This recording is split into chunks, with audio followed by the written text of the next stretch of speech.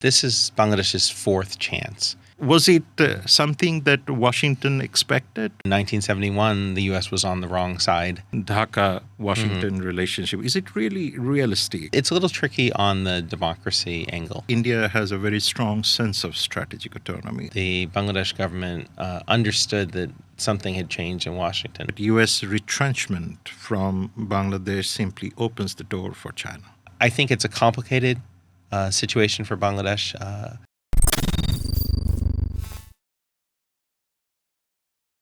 Welcome to today's episode of Power Play with Shahabinam Khan, hosted by Alap. Today's title of this episode is Bangladesh on the Front Line. What Washington really wants, what Dhaka really wants, and what comes next. Now that the new parliament is here, our relationship with Washington and in terms of greater geopolitics have become much more complicated than ever. To discuss this particular topic, which is of great interest not only in Dhaka and beyond, we have a very, very important guest with us today. Let me introduce you to Mr. Jon Danilowicz, who is a former career Foreign Service officer. He has been in very senior positions of the United States government, particularly Department of State. He has served in Dhaka twice. First, in 2007, when Bangladesh experienced a new kind of caretaker government. Then he was sent to different postings. He returned to Bangladesh in 2012 as the Deputy Chief of Mission, and that was another interesting political time when 2014 election came in, which was marked with a lot of controversies. Then he has served in two very critical positions, which in America's foreign policy is a very, very important position. And one was in Peshawar, the other one was in Juba. And these are very critical in terms of US's foreign policy interests, global conflict ecosystems, and most importantly, these are the two places where we have seen different kind of geopolitics and geopolitical ecosystems unfolded. He is currently the president of Washington-based nonprofit think tank, Right to Freedom, and he is the editor-at-large of South Asia Perspectives. What makes Jon very compelling right now is that he didn't simply watch the July 2024 uprising from a distance.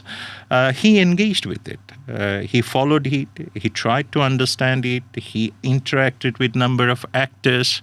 And then he really extensively talked about the transition as followed. Now we have BNP in power, Jamaat-e-Islami as the opposition, student-led political party NCP in parliament, and the new parliament has seated. It has came into function from this month of March.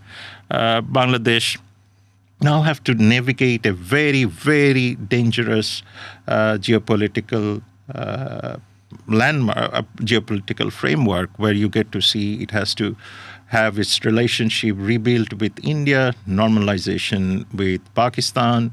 Then you have China as a factor. Then the Middle East is now going through a massive turbulence. And most importantly, we now have a government in Washington which is more transactional than ever under the Trump administration. And I think what I believe that there are very few people in Washington, D.C. who are better placed to tell us what Washington is really thinking about Bangladesh and what it actually wants from Dhaka. And I think Jon is the best person to discuss it. Welcome, Jon. Great. Thanks for the invitation. It's great to be here, and it's great to be back in Bangladesh. We are always fascinated whenever you are in Dhaka because we consider you as one of the great friends of Bangladeshis, and you speak Bangla, and that makes you even more Bengali. You mentioned that I was here in Bangladesh twice. Actually, I served 3 times. My first tour in Bangladesh was in 1990. So I was a first tour junior officer. I was the junior most person at the U.S. Embassy. and spent a year working in the consular section, then a year in the political section. So I was fortunate before I came to Bangladesh that I had some Bangla language training. So there's still some of it back there. I'm certainly not fluent, but I always say I understand enough Bangla to know if somebody's talking about me. So 1990 was another critical moment for Bangladesh, and I'm quite sure you have witnessed the change from General Ershad to democratic politics. So that makes you even more embedded with the political history of Bangladesh. Now, let us get into my first question. Mm-hmm. I mean, and I'm taking the liberty of quoting from your own write-ups, conversation. And you actually mentioned that Washington's 2007 posture was a great mistake. And you were actually serving in Dhaka during those years. Now, you have been openly discussing the interim government, which has just concluded its term and handed over power to the elected government. And can you tell me your understanding of that particular transition from Awami League government to interim government to the BNP government? Was it something that Washington expected? Was it something that Washington really wanted? Or is it perhaps an organic process which you see was bound to happen in any case? Sure. So let me start by saying that it's great to be a former diplomat. I no longer represent the U.S. government. I no longer speak for the U.S. government. So I'm able in this new capacity to speak for myself and to give my own views. What I've been saying about Bangladesh, including in the quote that you mentioned, is that this is Bangladesh's fourth chance. If you think that the first chance was 1971, that transition, there was a transition in 1990, following the end of the Ershad period, 91. Then there was the 2007-8 caretaker period and what ensued, and then there were the events of July 2024 and what followed. So I was here in Bangladesh just about a year ago, which had been my first visit in over a decade. And I was privileged to accompany my former boss, Ambassador William B. Milam, who's well known here in Bangladesh. Absolutely. He was my ambassador in the early 90s here in Bangladesh and was subsequently my ambassador in Pakistan. So when Bill and I were here, we talked about the 1990-91 experience and that transition, which he certainly saw up close. I remember going to Rangpur to observe the elections at that time and an introduction to an aspect of Bangladeshi politics that President Ershad, former President Ershad, won all 5 seats that he contested in Rangpur, showing that despite everything that had happened, he maintained his support in his home area. So that, again, that was instructive at the time. In the 2007-8 period, I wasn't here on January 11th. I wasn't here for the change. I arrived in August of 2007, so about 6 months or so in. And then I saw what happened in terms of the transition here and the U.S. policy. And as you mentioned, I was open in saying that I thought the United States made mistakes during that period. Not talking about the initiation in January of 2007, which I still don't believe the U.S. played the role that many perceive the U.S. to have played, but more in how the U.S. interacted with the then caretaker government and the policies that we pursued. I've also been very vocal that in 1971, the U.S. was on the wrong side and made tremendous mistakes in terms of its policy. So as I look at U.S. policies in the past and present, I'm very comfortable pointing out when I think the U.S. has made mistakes, and I'll also say when I think the U.S. has done the right thing. When it comes to the change in the summer of 2024, and I'm one of those who refer to the July Revolution or the Monsoon Revolution. I know political scientists argue about whether or not it was a revolution, but for me, invoking it as a revolution has a certain validity, and I think influences how I see those events. But working as I was with our small nonprofit human rights group, we were trying to support democracy in Bangladesh. We were very focused at the time of the 2024 elections and in the run-up to see how we could help the efforts of those who were trying to ensure that democracy would return in Bangladesh and who opposed the way that the 2024 elections were proceeding. After those elections, though, we and others were very disappointed with how things had developed. The U.S. government signaled that it was prepared to work with the government after the 2024 elections, which again was different than the initial approach the U.S. took after the 2014 elections. But I remember vividly in the summer of 2024, as the protests and the anti-quota movement were beginning, it wasn't until probably the middle of July that we all realized something was happening. And again, the tragic, death of, Abu Sayyid, I think, was really the catalyst, both for what ensued here, but also was what got the world paying attention to Bangladesh. And, I remember talking to friends and colleagues at the State Department, and they were trying to figure out what was happening just as all of us were. Obviously, they were getting inputs from, our embassy here in Dhaka, but the suggestion that somehow the U.S. was involved in orchestrating the events or that this was some, foreign regime change plot, I think is just not supported by the evidence. You can't prove a negative, of course. I can't prove that the United States wasn't involved. But to me, the burden of proof is on those who allege that the U.S. was involved. And you have to connect the dots and show them to me.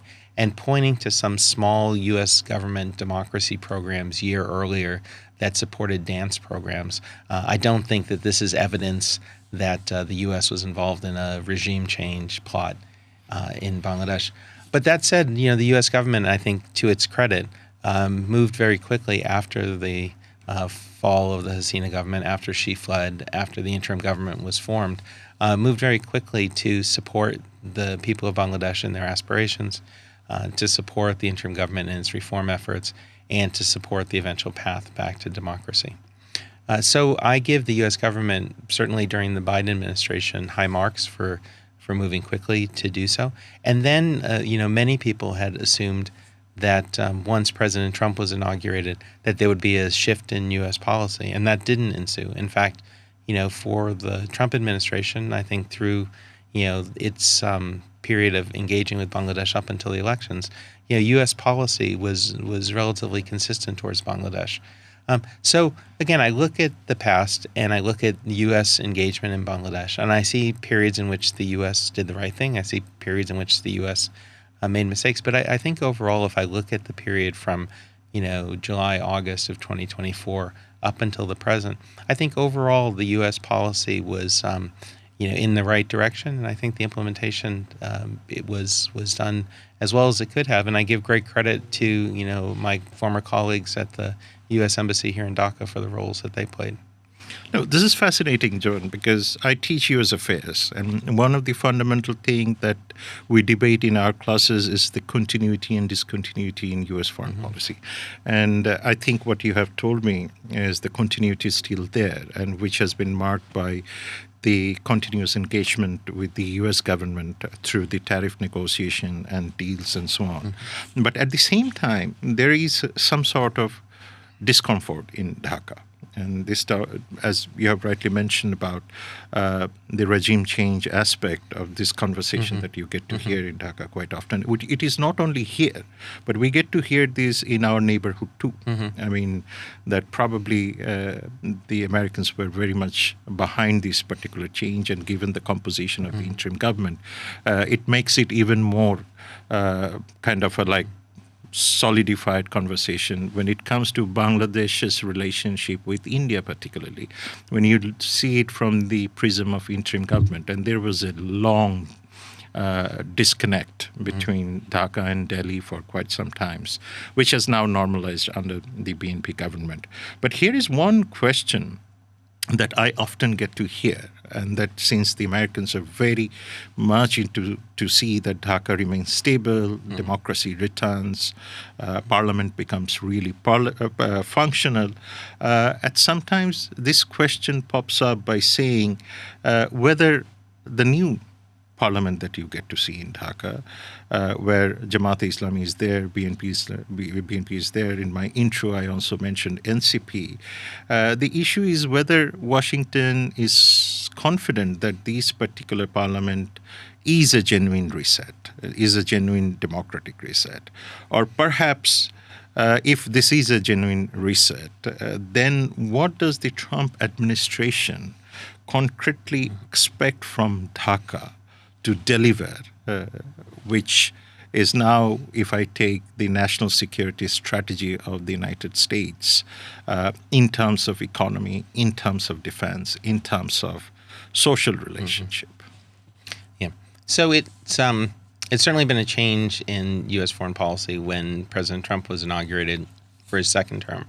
The first Trump administration, while there were certainly changes, I mean, there was a lot of orthodoxy, even including the individuals who were involved. So there was a lot of what people had come to expect from U.S. foreign policy.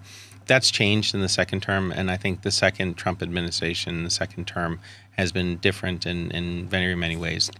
In some ways, it's simpler because President Trump, if nothing else, is straightforward in telling you what he cares about and what's important to him. And I think we saw this most recently in the letter of congratulations that he sent to Prime Minister Tariq Rahman. Again, usually the congratulations letters are pro forma, but in this there was a substantive component to it, which was very Trumpian. He led with the importance of the economic and commercial dimension of the relationship, highlighting in particular the recently concluded trade agreement. He talked about the importance of the defense security partnership, and he talked about the importance of Bangladesh acquiring U.S. defense articles in certain cases.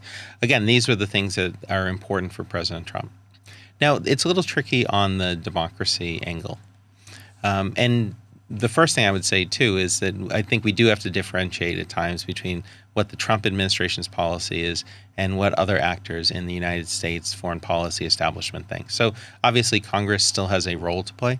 That role has been not as visible, perhaps, in the last year or so, but I would expect at some point, in the future, we'll revert more to a normal situation in which the Congress plays a more assertive role in foreign policy. There are pressure groups, there is the media, there are a number of different actors. So democracy, I think, still has a strong constituency in the United States in democracy promotion. But the Trump administration has been pretty clear that for it, democracy in and of itself is not a goal that's being pursued in most cases. Now, there are exceptions to that. In some countries, the Trump administration talks more explicitly about elections and about democracy. This was recently the case and has been the case in the Western Hemisphere in particular. But in Bangladesh, it wasn't about democracy for the Trump administration. I think it was more about the instrumentality of how do you actually work and make progress on the issues that are of concern. So for the Trump administration, the reform effort wasn't as important in and of itself as it perhaps had been in the Biden administration. Certainly the economic and commercial relationship became important. So in a sense, the transition to an elected government was inevitable. The timing had been in question, but for some time now it was apparent that the elections would take place in February of 2026. So I think the United States was preparing for the elections, anticipating them. And I think there was a general recognition that an elected government with a popular mandate would be better positioned to move forward on certain parts of the relationship. And, by its own admission, the interim government was a weak government. It was a de facto coalition government. And we saw that manifest itself as the interim government tried to advance certain policies where they ran into a roadblock because they didn't have, the mandate or the strength that, perhaps an elected government would. But I think for the Trump administration, the U.S.-Bangladesh relationship is in a pretty good position. The U.S. has given priority to Bangladesh in terms of, certainly the priority in terms of negotiating trade agreements. There were a number of countries in the queue. Bangladesh was able to conclude the agreement much earlier than others. Now, there's an upside and a downside to this with some of the changes in the United States with the Supreme Court ruling. Some countries that perhaps were still in the queue don't face the issues of those who have concluded agreements. But I think there was value to Bangladesh in being able to respond immediately when the Trump administration announced new tariffs, for example, in April of last year. And I think the progress made in the trade negotiations, which led initially to the decrease in the tariff rate to 20%, than the conclusion of the agreement, which further dropped it to 19% and added some other incentives. Again, I think this was an achievement of Bangladesh's diplomacy. And I think in other areas, the U.S. and Bangladesh have been able to move forward. I think the security relationship is a great example. And back to your issue of continuity, I think there's been a remarkable continuity in the security relationship and partnership between the United States and Bangladesh. I mean, there were strains in the relationship, no doubt, but the security partnership remained strong even during the Hasina years. There was no drop-off during the interim government period. Those engagements, those relationships continued, and I anticipate they will, going forward as well. So I think overall the continuity has been there, and the Trump administration's priority, I think, has been to focus on the bilateral relationships. Now, people refer to these as transactional relationships. They are.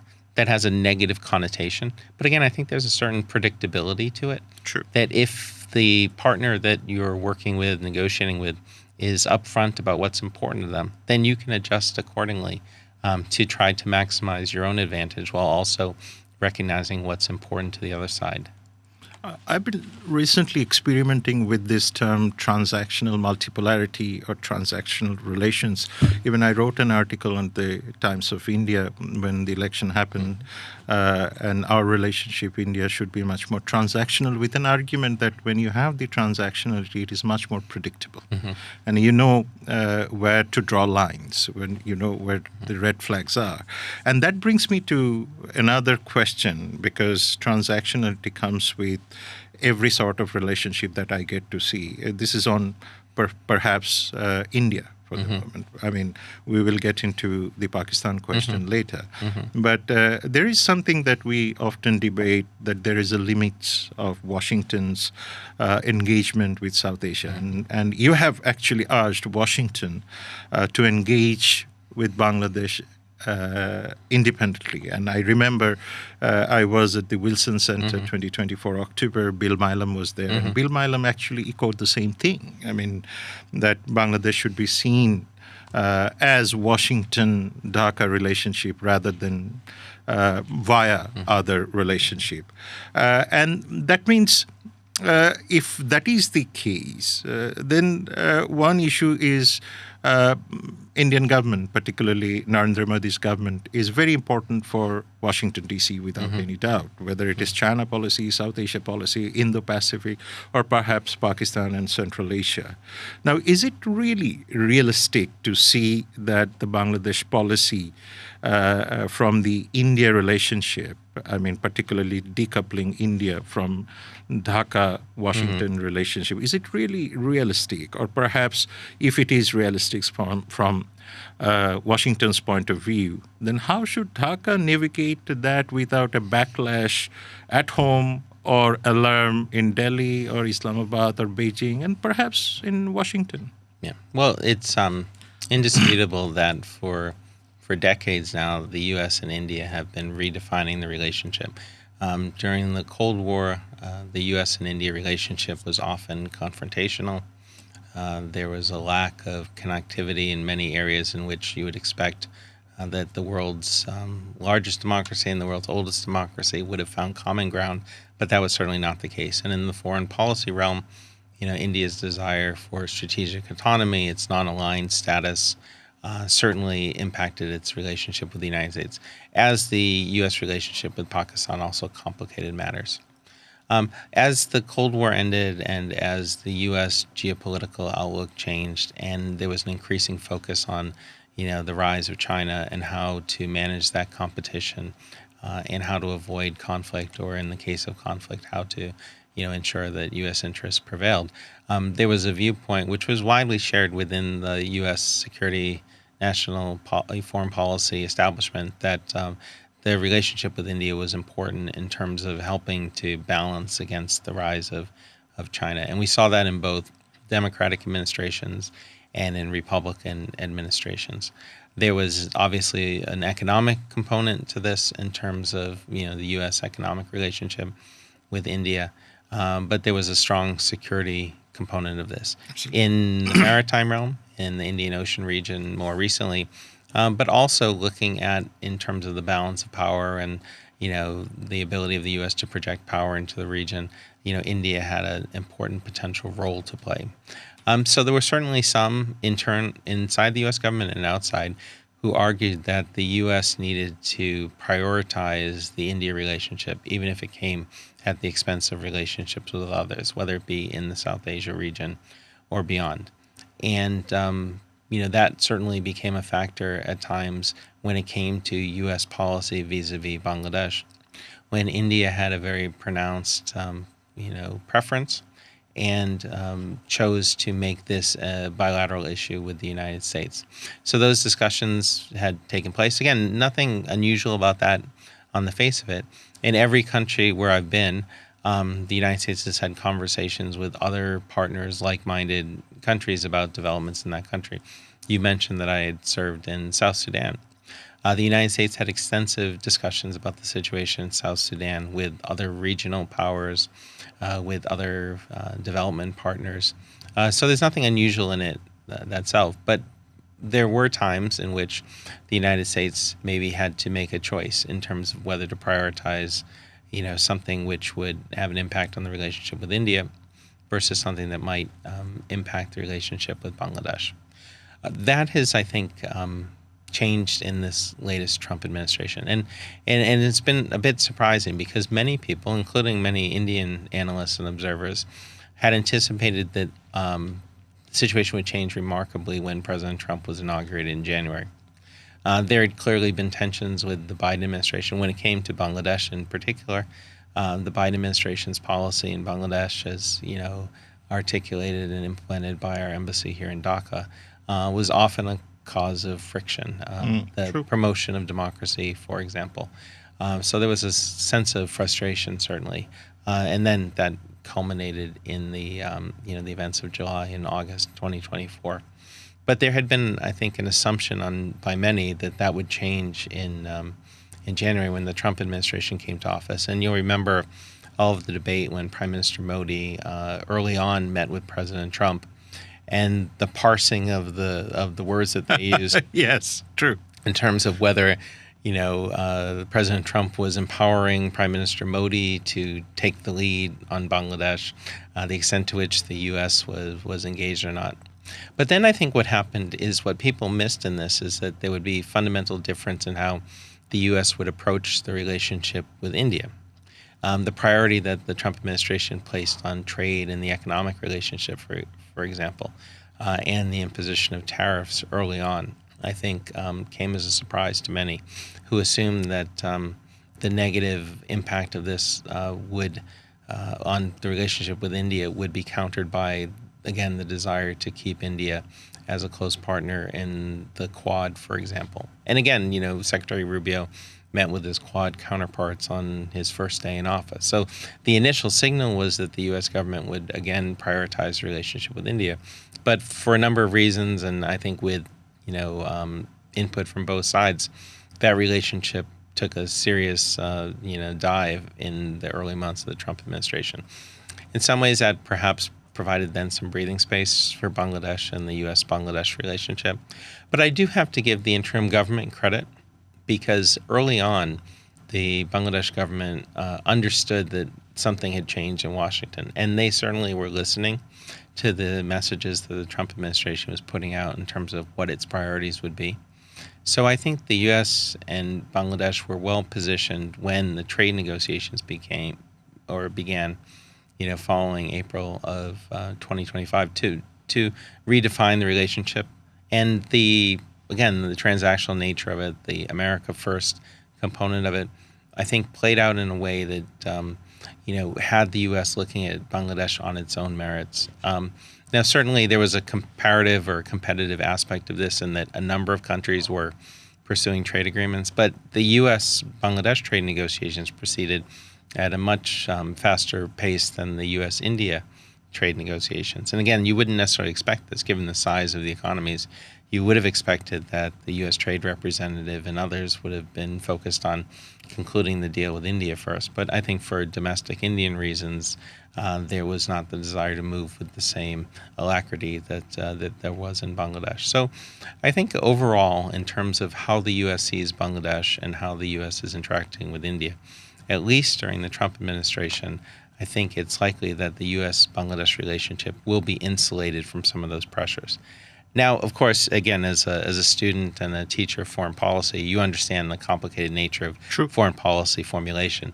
And there is still some, I think, within the bureaucracy, whether it be at the State Department, the National Security Council, the Department of War, or in the U.S. military combatant commands, who look at things still a bit differently when it comes to, for example, the U.S. Indian Ocean strategy or Indo-Pacific strategy, or if you look at how the U.S. views the Quad and the importance of the relationship with India. So there might be some who remain primarily focused or fixated on the threat from China, and that would influence how they would look at both events in Bangladesh and India. But I don't think actually that this extends to President Trump. I think President Trump has taken a much broader view.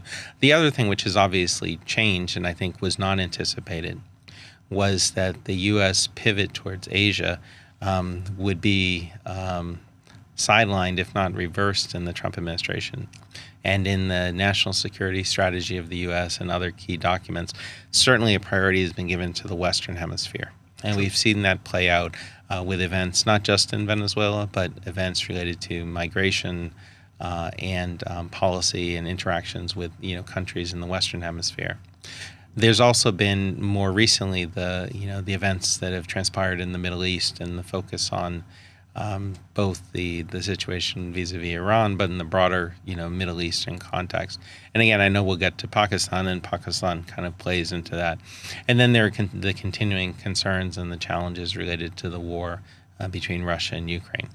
So I think this combination of events have shifted much of the focus of senior levels of the Trump administration away from this region.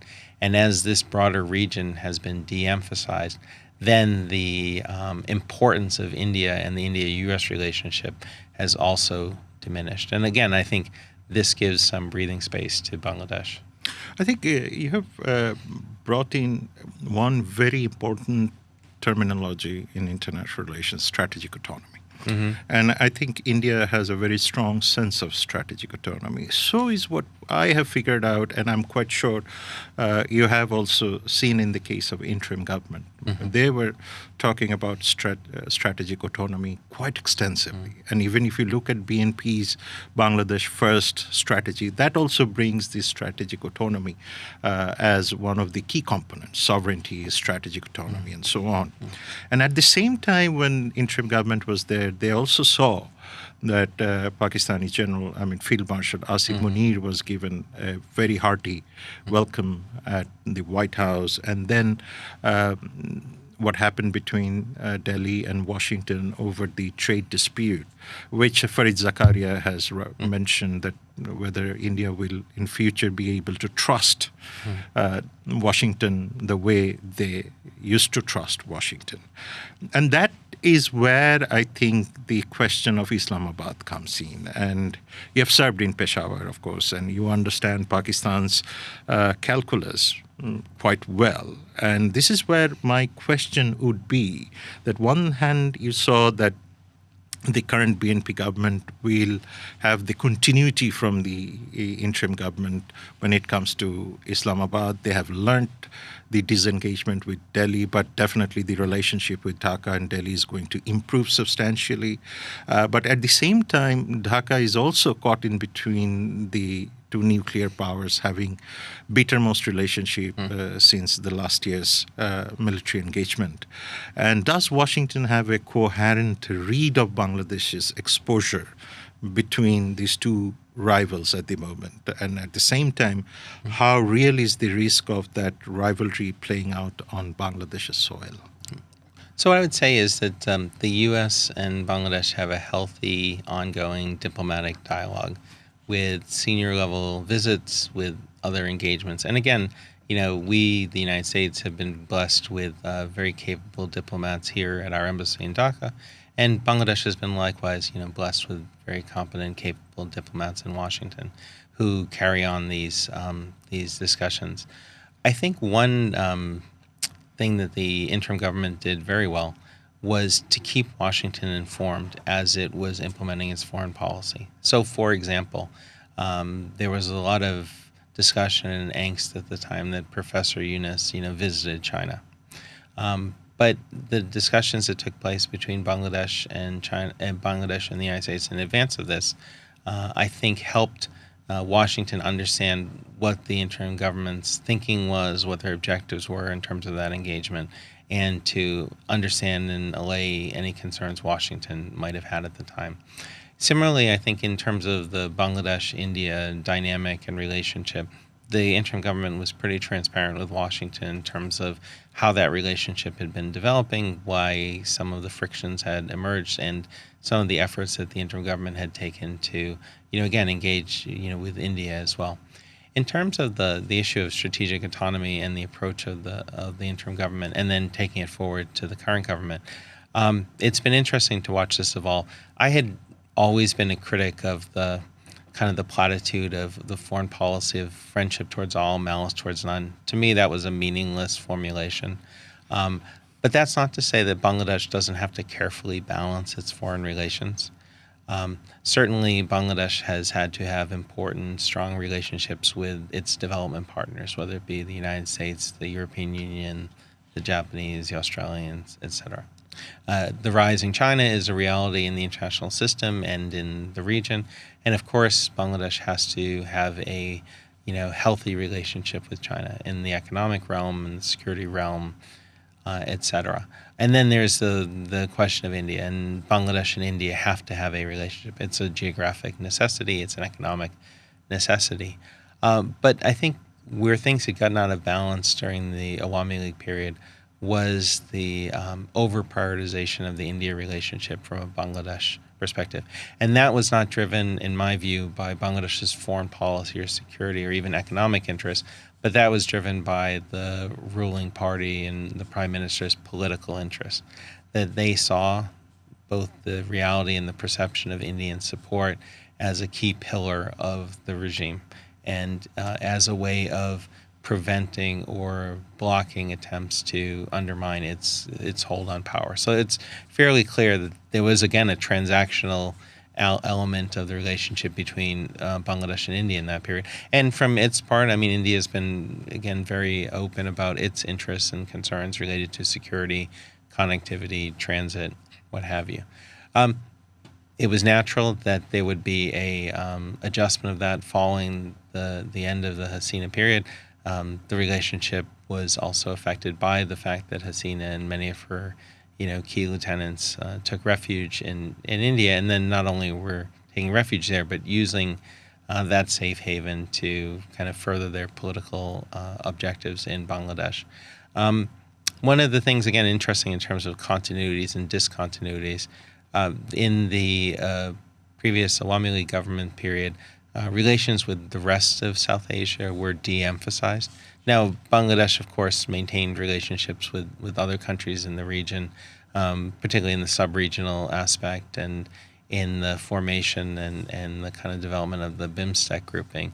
But SAARC, which had been the primary vehicle for regional cooperation integration, had been allowed to go into dormancy because of the India-Pakistan dispute.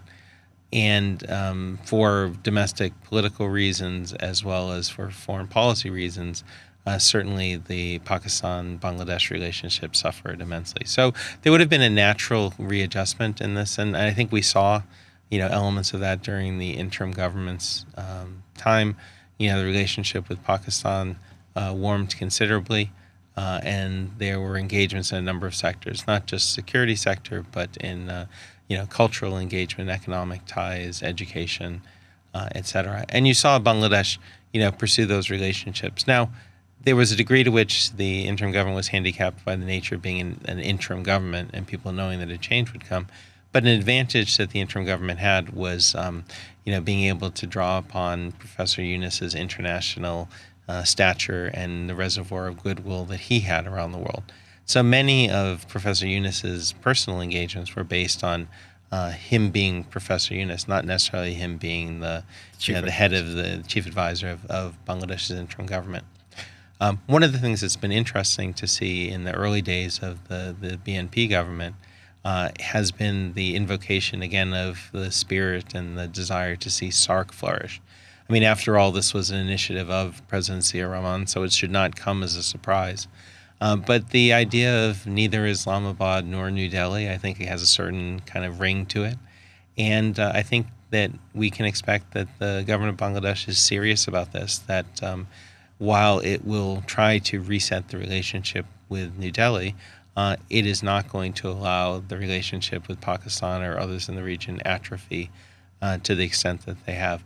I expect that Bangladesh will continue to prioritize relationships with the U.S., the European Union, and other partners, and they'll have to determine how they see the relationship with China developing. So I think it's a complicated situation for Bangladesh, but I have confidence that the new government will be able to navigate this, and it so far, so good in terms of the signaling from the government here, its interactions, and I give the Prime Minister a lot of credit for the importance that he's placed on this and the seriousness with which he's approached this issue. I think what strikes me that when you mentioned that you have very capable colleagues in Dhaka, and that was further testified by President Trump's letter mentioning his full confidence on Ambassador Brent Christensen. That also tells us that there is a sense of continuity that the Trump administration wants to pursue. But at the same time, there are several challenges that you have highlighted, and I think this is where a critical factor comes in. You have mentioned about BIMSTEC, you have mentioned about SARC. You see, we are a country of 180 million population. I mean, and we are surrounded by India, and then we have a very different nature of government in Myanmar. And for the first time in our history, independent history, we now have a non-state actor sitting on the other side of our border as the controlling authority from the Myanmar side.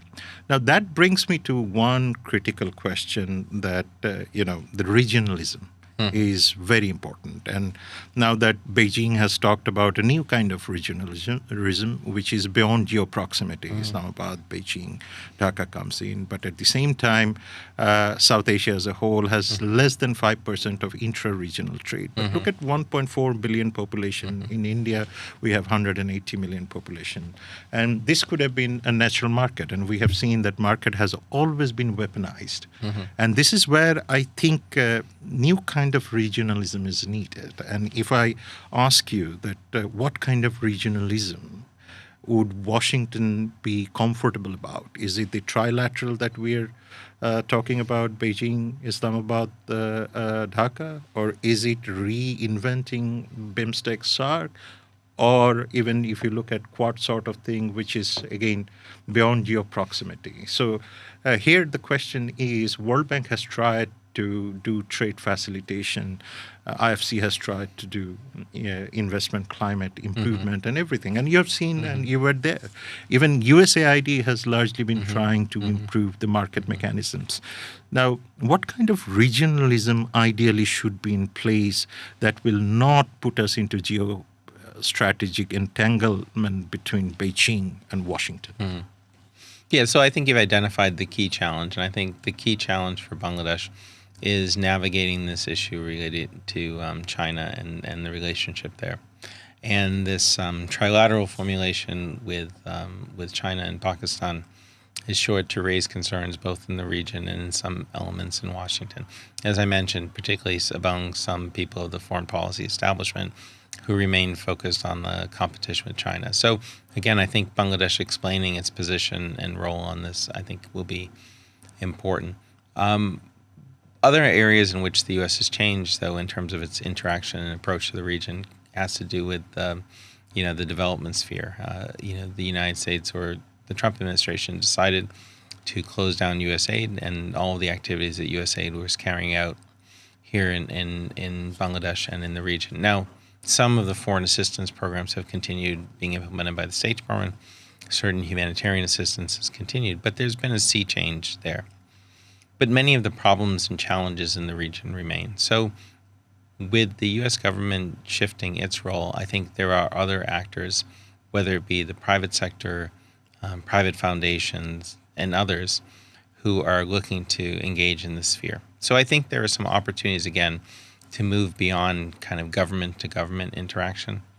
So I would differentiate here, perhaps, in terms of the administration's policy and a broader kind of U.S. consensus and U.S. interest. So I think there are many in the United States who look at Bangladesh and look at the region in terms of some of the big challenges that are faced. The Trump administration certainly has downplayed the issue of climate change, for example. Yet for many in the United States and around the world, climate change remains one of the key challenges of our age. Certainly there are many members of Congress who are concerned about this, and others as well.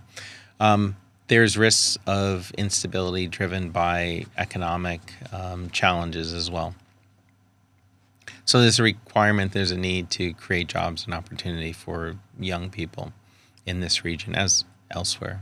And then there are other opportunities to strengthen, the countries and societies. So I think there is a constituency in the U.S. that would be supportive and is supportive of efforts to promote, regional cooperation here in South Asia. And this is one of the least integrated, regions of the world.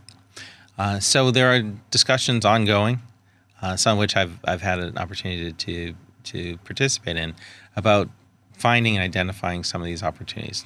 The other factor that I would bring in here in terms of, both a reality and an opportunity is the increasing, I think, role of the diaspora communities in the United States. The Indian diaspora community is large and has been economically successful. Other elements, though, of regional diasporas in the United States, the same. The Pakistani American community, increasingly the Bangladeshi American community as well. So these are potential partners to look at some of these issues. I mean, already these diaspora communities are contributing back to their individual countries and regions through the remittances.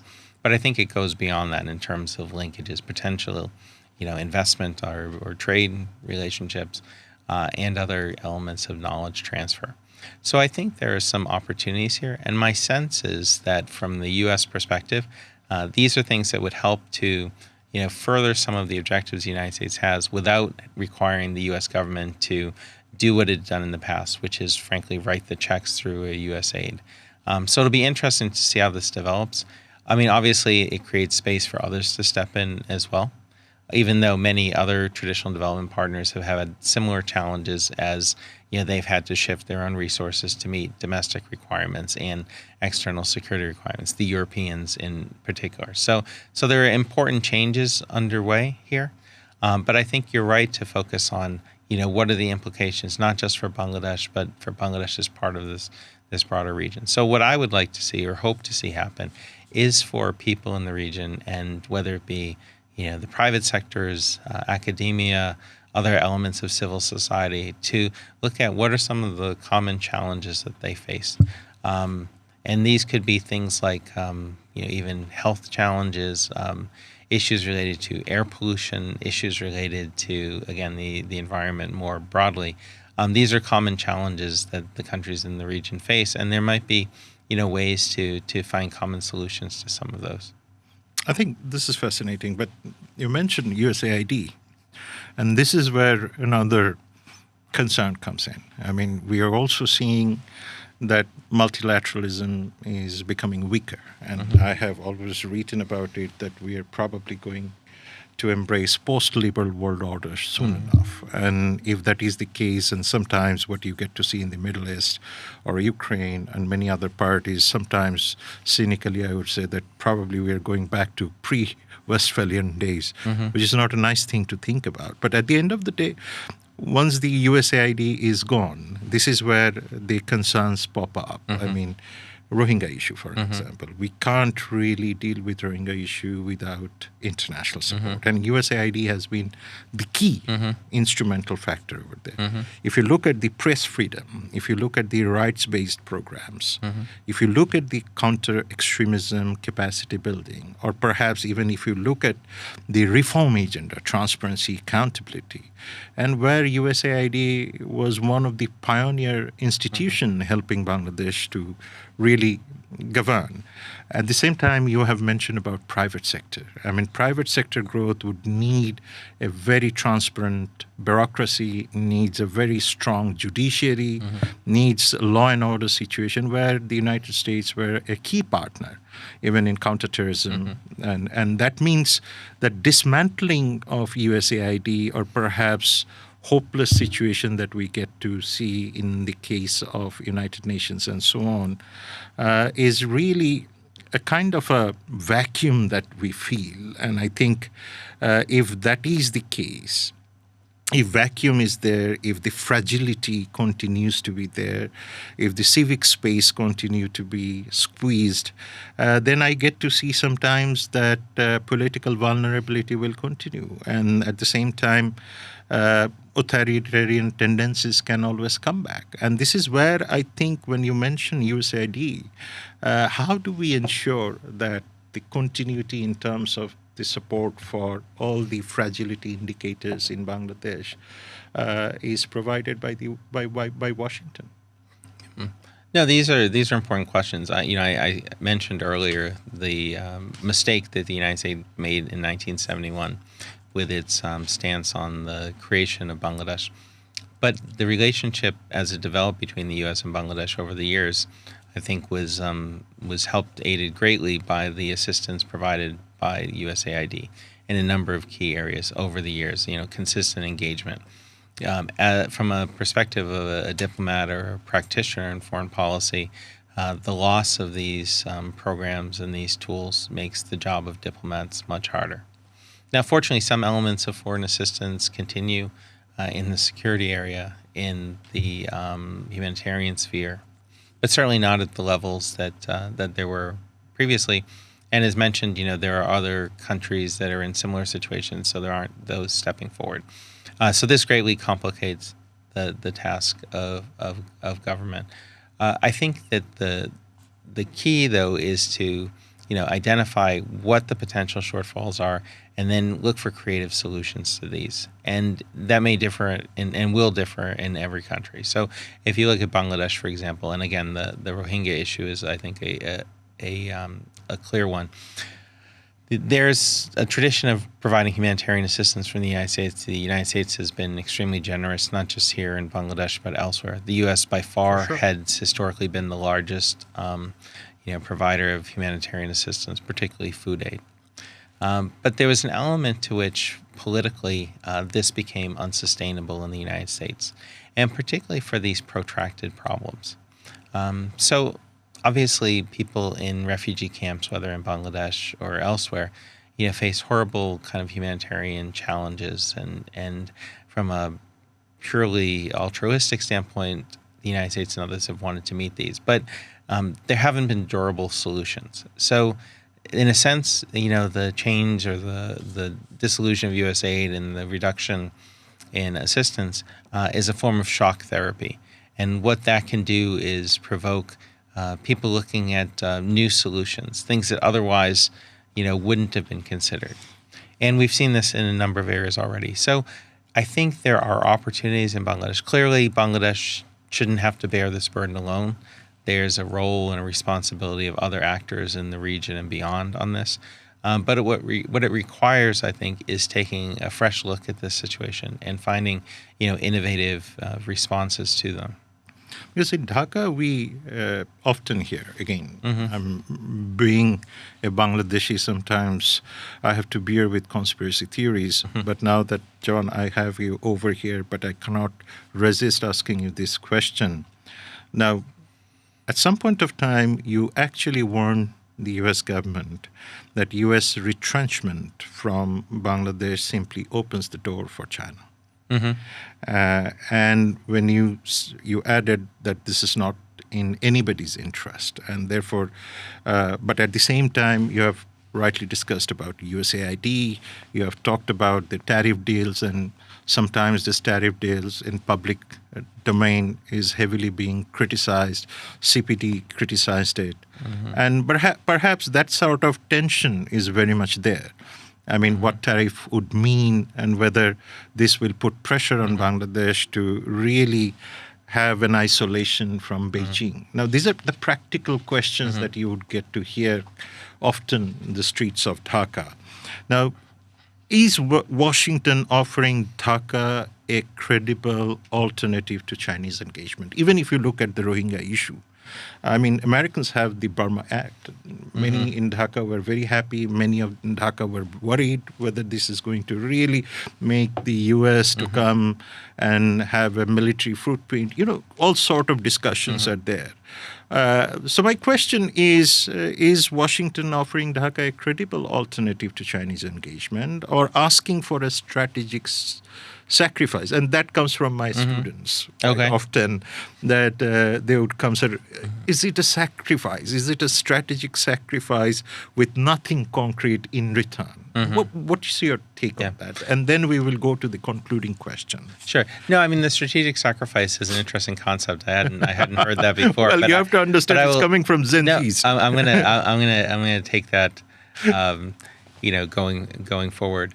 Now, this is a key question, and I think it would be unrealistic for the United States to expect that Bangladesh would forego any relationship with China or what China is able to offer in certain areas. And there are certain areas in which the U.S. just won't compete. So if it comes to large-scale infrastructure projects, for example, this is not a field that currently the United States plays in. The United States has made clear the areas in which there is an interest, and much of that these days is in the economic realm. And what the United States would want, I would think, would be for Bangladesh to provide a level playing field so that U.S. companies and U.S. entities could compete fairly with Chinese counterparts. When it comes to the kind of the issues related to Burma, I think in particular, it's a challenging one, right? Because of the complicated nature of the conflict there, the roles and interests of regional powers. So I think this is an area in particular where there are some challenges, but I think there's also opportunities. And again, I come back to the kind of the straight talk between the U.S. and Bangladesh. I think this is the opportunity, particularly with the Trump administration, is to put your cards on the table and say, here are the interests that the United States has. And I think the U.S. would be able to articulate those. And here are the interests that Bangladesh has. And how do you then bring in others, right? How do you factor in, what the interests of the other regional states are? Who are the other extra regional powers or players that are able to participate in that as well? So that would be what I would anticipate going forward in terms of, the broader outlines of the U.S.-Bangladesh relationship. I think the relationship is in a solid position. As we discussed before, I think both countries have made clear that they're willing and able to invest resources, if not the financial resources in the past, certainly resources, attentions of policymakers, and the political capital that's necessary to move some of these issues forward. But I think there's an element in which the relationship is being redefined, and again, we're at a time when the new government here in Bangladesh is kind of finding its feet, and there are new people in positions who need to kind of work into those roles and develop themselves. And on the U.S. side, it's constantly changing, right? So where the Trump administration has, finished its first year, we have midterm elections coming up in November. Who knows what's going to happen? Most people anticipate that there's a likelihood that the Democrats may capture one, if not both, houses of Congress. That would lead to a different dynamic, even when it comes to foreign policy. And then the minute that the midterm elections are over, the 2028 U.S. presidential election kicks off. And President Trump is not going to run again for office. He's constitutionally barred from doing so, even if there'll be speculation online about, again, President Trump defying kind of conventional wisdom. But I think it's a relative certainty that this is his last term in office. So then, if and when the next election takes place and a new party or new president comes to office, they may have a very different approach. So I think this is the challenge for Bangladesh. And again, we talked a little bit about the trade agreement. I'm not an expert on trade agreements. I'm not going to parse the details or the sentences or the clauses in the trade agreement. But I think from Bangladesh's perspective, there's a certain amount of clarity here, and it to me boils down to Bangladesh making a decision about how much importance it places on the relationship with the U.S. And the Trump administration has made clear that this is for it the most important element of the relationship. So Bangladesh certainly has the sovereign right to walk away from the trade agreement, but that would have certain costs involved in terms of not just the trade relationship with the U.S., but I think it would go beyond that. I think some of the other areas of cooperation between the U.S. and Bangladesh would suffer were Bangladesh to move in that direction.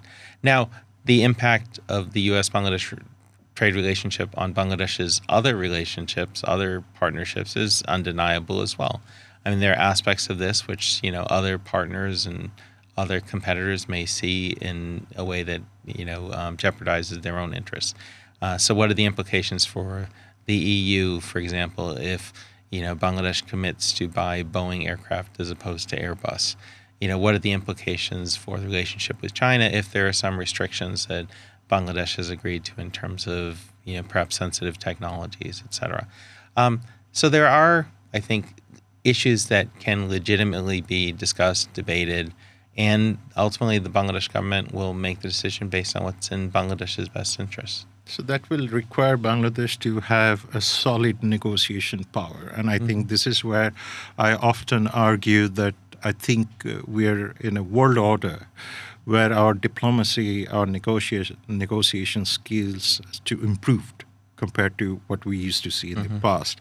That brings me to my concluding question to you. And this is essentially based on one of your statements, which I truly appreciate, that you have argued that elections alone don't ensure accountability.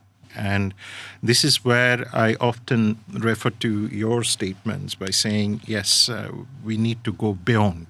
This is where we need participation of the international community, and that should be sustained participation. Now, if that is the case, again, what is the single most consequential thing Washington is getting wrong about Bangladesh right now? That's my concluding question that comes with another issue, that what is the one thing that Dhaka must do but hasn't yet found, I'm using the term, courage to do? So in terms of what the U.S. has gotten wrong or is getting wrong about Bangladesh, I think that the shift in, again, I can understand the Trump administration's, laser focus on the priorities of economic, development, the security relationship, et cetera. And I can understand the downgrading of, issues related to quality of governance, democracy, human rights, et cetera. But I think ultimately that's a mistake from the United States. You can't separate the two issues. And I get back to where we started, which is if this is Bangladesh's fourth chance to get it right, I don't know from a theoretical standpoint, the more chances you get to do something, whether the odds of success increase or the more times you get something wrong, the chances go up that, again, you're going to get it wrong. Right. And I think for both the United States and Bangladesh, it's increasingly important that this transition goes well. And it gets back to another point that I mentioned earlier, which is my belief that what was happening in July and August 2024 was a revolution. It might have been, to steal a phrase from somebody else, an unfinished revolution. True. There was a revolutionary moment, and very soon after August 8th, there was a decision not to follow the revolutionary path. The new republic wasn't declared. The Constitution wasn't abrogated. There weren't guillotines on the streets of Dhaka. In some ways, the decision was to take a more conservative approach. And that led to the situation we have now with, again, the return of one of the status quo major, parties in charge of the government. If one were to kind of project ahead, and if history were to repeat itself, and if this chance again is forfeited by, the Bangladeshi political elites and the country, and you end up with a reputation 10, 20 years hence Having learned this lesson, would would the result end up moving in a more radical, direction? So I think it's important for Bangladesh and for the United States that this transition goes right. So again, back to the questions related to how the U.S. Helps to advance these objectives.